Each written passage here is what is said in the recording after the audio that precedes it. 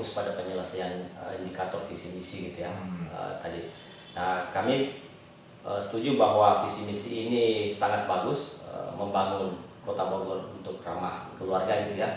Tapi kemudian kan harus diwujudkan di akhir periodenya Kang Bima dengan tentu kegiatan, program dan alokasi budget yang memenuhi sehingga kemudian betul-betul akan tercapai di akhir masa jabatan. 1 tahun itu harus dimanfaatkan untuk mendongkrak karena masih banyak yang menjadi PR tidak tercapai gitu.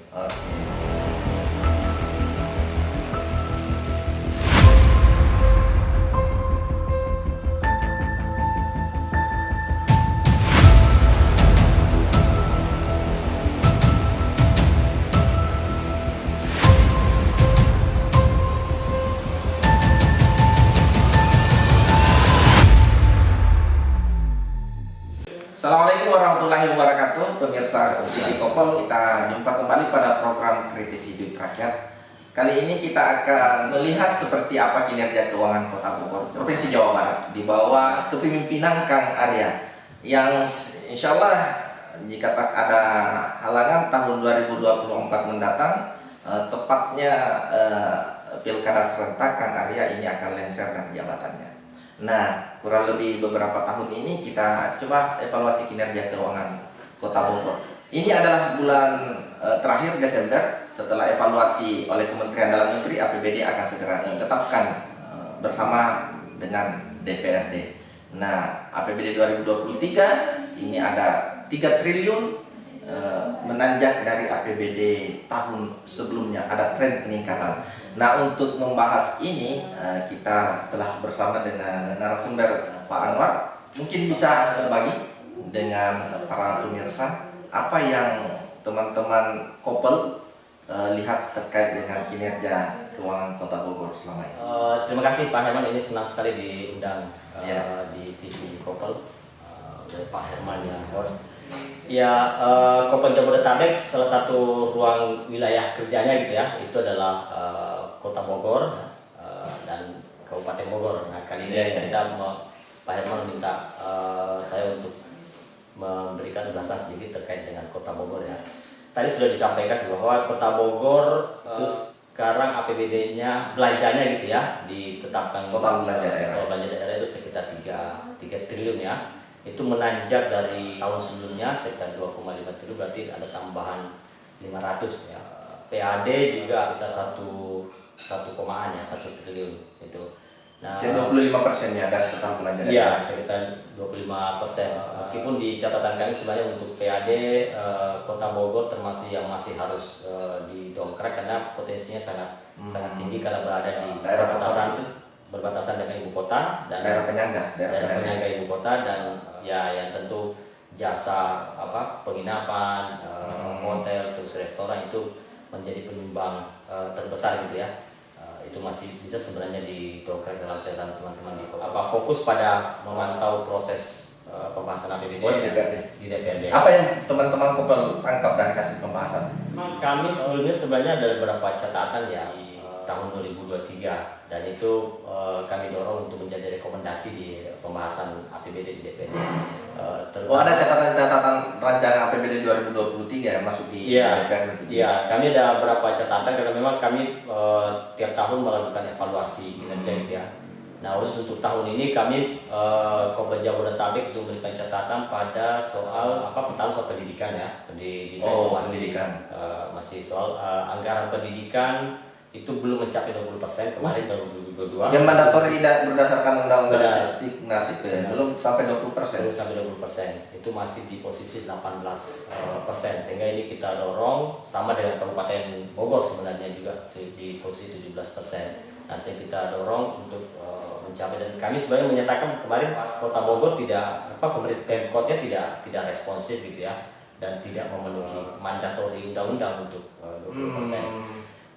Selain itu memang ya kelihatan lah ada beberapa persoalan ya, infrastruktur juga masih ada ya, soal kemarin 2 kali ada sekolah yang rubuh di Kota Bogornya, ada sekolah yang rubuh yang kelihatannya lambat ditangani. Kalau tidak mencukupi 20% dari sekian banyak OPD, apa yang tertinggi? Tertinggi dari persentase sebenarnya kan juga PUPR, terus Oh ya, infrastruktur ya. Infrastruktur. Itu ya, tapi kan bukan sekolah gitu ya. Bukan Oh. sekolah ya. Jadi infrastruktur minus dari bangunan gedung sekolah itu masih dihitung dalam persentase di urusan pendidikan. Nah, urusan PUPR itu jalan, jembatan dan lain sebagainya. Ya, selain itu mandatori ya. Iya, iya. RPJMD 2019-2024 sebenarnya itu sudah mengalami perubahan dari yang lalu kan. Itu kenapa ada perubahan? Nah, maksud saya ini sudah 2 periode sebenarnya kami Bima. Kami 2 periode ya, yang lalu itu penekanannya pada visi smart city. Itu mirip-mirip dengan Iya, periode pertama. benar, yang Kota Bandung, Periode kedua? Kota Makassar. Periode kedua sekarang itu kota ramah keluarga. Oh, Kota ramah keluarga. itu yang direvisi. Bukan RPJMD yang baru gitu ya. Oh, RPJMD yang baru. Visi tetap. Perencanaan Visi tetap, cuma memang ada beberapa penyesuaian di indikator. Oh. Jadi visinya tetap dengan kota ramah keluarga, hanya diubah di indikator. Nah, catatan kritis kami selain pendidikan sebenarnya misalnya kalau kota ramah keluarga itu kan lebih banyak pada bagaimana kota itu bisa ramah anak, ramah keluarga, orang aman gitu ya, beraktivitas mungkin 24 jam gitu kan, karena Kota Bogor kota yang ramai dan imbas dari Jakarta kan hampir 24 jam aktivitas di situ. Ya, mungkin aktivitas keluarga untuk bersantai gitu kan ruang terbuka hijau misalnya itu penting dalam kerangka ruang terbuka hijau. Nah, sementara di catatan kami misalnya ruang terbuka itu belum terpenuhi tahun 2023. Jadi ada indikator per tahun. Nah, untuk tahun 2022 itu belum tercapai. Jadi belum bisa kami menyatakan ini belum.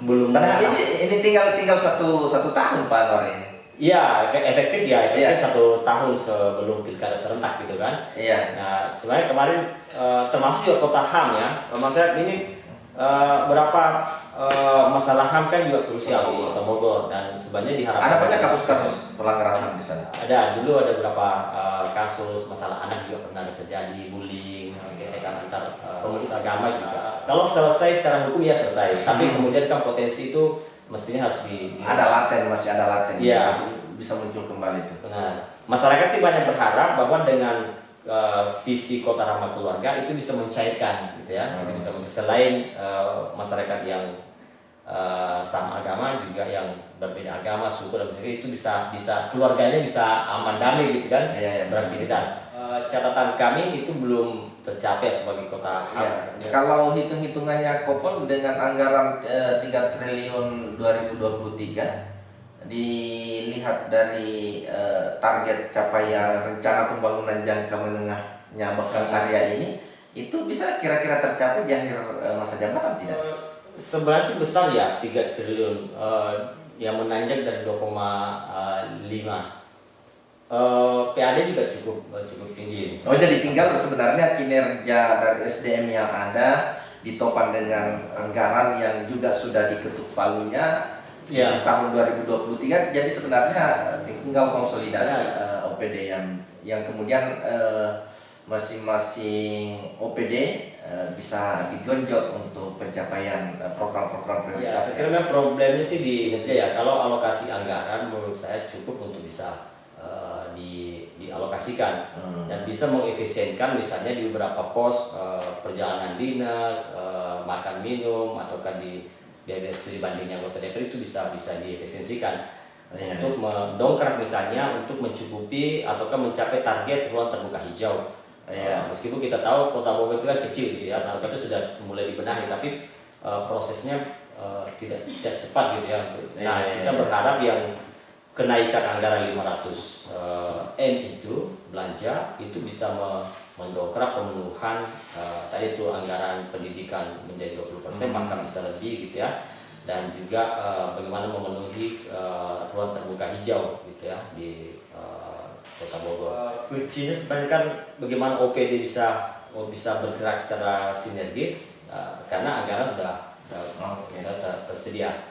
Mungkin tidak sama dengan beberapa daerah yang lain yang memang PAD rendah gitu. Kalau ini Kota Bogor PAD-nya tinggi. Apalagi ini adalah daerah penyangga ibu kota Republik Indonesia yang dekat dengan akses keluar masuk barang, jasa dan seterusnya. Seperti yang diinginkan oleh RPJMD, kota yang ramah keluarga itu cukup APBD-nya diarahkan ke sana, karena soal pertumbuhan ekonomi ini kan ditopang oleh sektor swasta.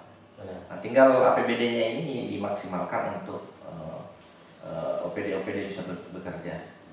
Ya, ya salah satu juga sebenarnya yang menjadi indikatornya itu adalah indeks pembangunan gender ya, IPG-nya, IPG, dan itu juga belum IDG.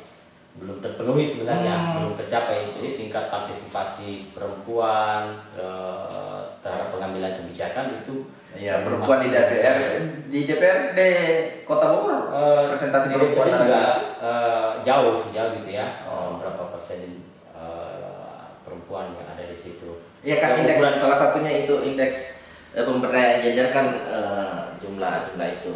Ya, kalau kami banyaknya sebenarnya juga concern ke gimana perempuan-perempuan itu bisa aktif misalnya dalam forum-forum musrembang, gitu ya, terus kemudian di forum konsultasi publiknya DPR, DPRD gitu ya.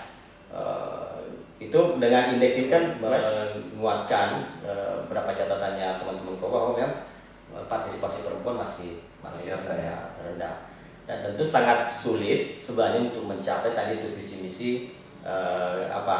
kuota menjadi ramah keluarga, karena tentu kita tidak bisa mengabaikan proses ya yang ibu-ibu perempuan-perempuan yang ada di keluarga itu kan sebenarnya mestinya memberikan input ke kebijakan gitu ya. Ada satu program sebenarnya di Kota Bogor itu dengan sekolah ibu ya, itu dikenal, itu populer sekali di kalangan masyarakat di Kota Bogor. Tapi evaluasi kami bahwa itu tidak menyentuh masyarakat bawah sebenarnya, yang itu juga masuk di RPJMD ya. Masuk sebagai salah satu kegiatan mensupporting untuk mencapai visi kota ramah keluarga. Tapi itu akhirnya itu banyak dikawal oleh PKK gitu ya, PKK di sana. Lagi-lagi kalau di pengalaman kami, kalau ada di level itu maka masyarakat paling bawah sangat susah untuk tingkat partisipasinya terdongkrak dan ikut dalam apalagi PKK banyak diartikan ibu lurah. Ya itu dia sebenarnya, dia lebih struktural ya. Iya.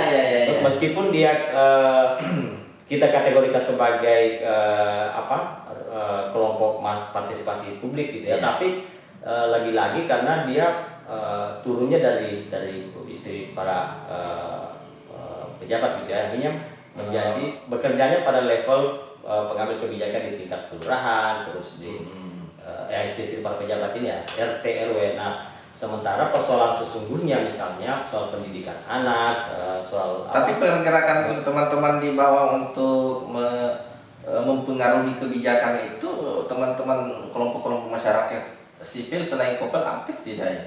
Ya, ada beberapa, termasuk yang sekarang kan Kopel juga ada di koalisi itu, misalnya yang Forbodas gitu ya, forum masyarakat damai sejahtera gitu ya. Tapi mereka teman-teman ini bekerja sebanyak untuk mengadvokasi soal perempuan, tadi partisipasi perempuan, terus masalah HAM, toleransi ya, terus bullying anak, sekolah inklusi gitu. Sementara indeks toleransi kan masih di posisi 6 kalau tidak saya, dengan target 7 sebanyak tahun 2023. Indeksnya itu belum tercapai di tahun ini. Ada satu perda yang memang lagi disoal ya, tapi ini butuh diskusi ya dengan teman-teman ini. Tapi lagi-lagi banyak publik yang lagi menyoal satu perda yang terkait dengan toleransi yang dianggap tidak toleran bagi publik. Tapi ini sementara didiskusikan. Itu sudah di DPRD atau sudah ketok palu? Sudah ketok palu dan banyak yang mendorong untuk revisi gitu. Oh gitu. Oke, Pak Anwar, ini kita sudah berada di segmen terakhir. Kira-kira statement akhir Pak Anwar untuk harapan-harapan ke Kang Arya ini di akhir masa jabatannya ini, kira-kira apa yang bisa disampaikan oleh Kopel? Kalau di kami Kopelja Jabodetabek sebenarnya ini fokus pada penyelesaian indikator visi misi gitu ya tadi. Nah, kami setuju bahwa visi misi ini sangat bagus, membangun Kota Bogor untuk ramah keluarga gitu ya. Tapi kemudian kan harus diwujudkan di akhir periodenya Kang Bima dengan tentu kegiatan, program dan alokasi budget yang memenuhi sehingga kemudian betul-betul akan tercapai di akhir masa jabatan. 1 tahun itu harus dimanfaatkan untuk mendongkrak karena masih banyak yang menjadi PR tidak tercapai gitu. Pemirsa TV Kopel, mudah-mudahan Kang Bima Arya menangkap apa yang disampaikan oleh Pak Anwar dari Kopel Jabodetabek, sehingga di akhir masa jabatan apa yang sudah dijanjikan di awal itu bisa tercapai di tahun 2024 dan Kang Arya bisa lengser dengan sekian banyak prestasi. Terima kasih kepada Pak Anwar, pada pemirsa TV Kopel. Kita akan ketemu pada program mendatang dengan segmen yang lain. Assalamualaikum warahmatullahi wabarakatuh. Waalaikumsalam warahmatullahi wabarakatuh.